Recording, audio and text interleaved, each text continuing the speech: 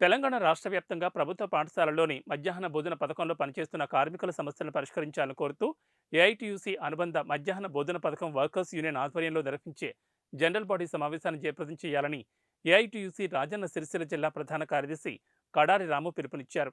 మధ్యాహ్న భోజన పథకంలో పనిచేస్తున్న కార్మికుల సమస్యలను పరిష్కరించాలని ఏఐటియుసి అనుబంధ మధ్యాహ్న భోజన పథకం వర్కర్స్ యూనియన్ ఆధ్వర్యంలో వేములవాడ ఎంఈఓకు వినతిపత్రం అందించారు.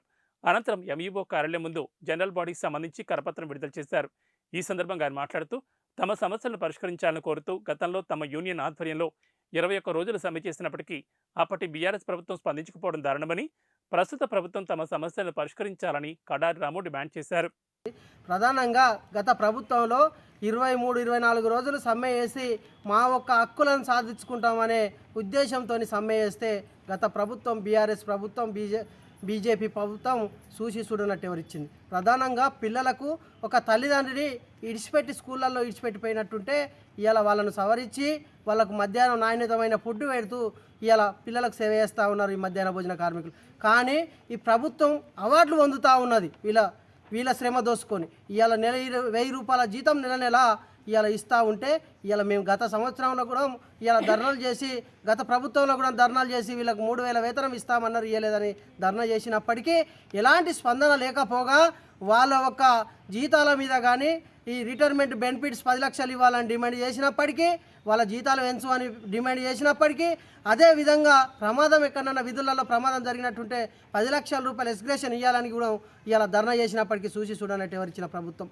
ఇలా ప్రధానంగా మేము ఒక్కటే అడుగుతూ ఉన్నాం, కాంగ్రెస్ ప్రభుత్వం మేనిఫెస్టోలో పెట్టిన ప్రకారంగా ఈ ప్రభుత్వాన్ని కోరడం ఏమంటే ఇలా ఒక 10,000 రూపాయల వేతనం ఇలా ప్రక్క రాష్ట్రం కేరళ రాష్ట్రం ఇచ్చినట్టు వాళ్ళకు జీతాలు ఇవ్వాలనేది ఈ ప్రభుత్వాన్ని కోరడం జరుగుతూ ఉంది.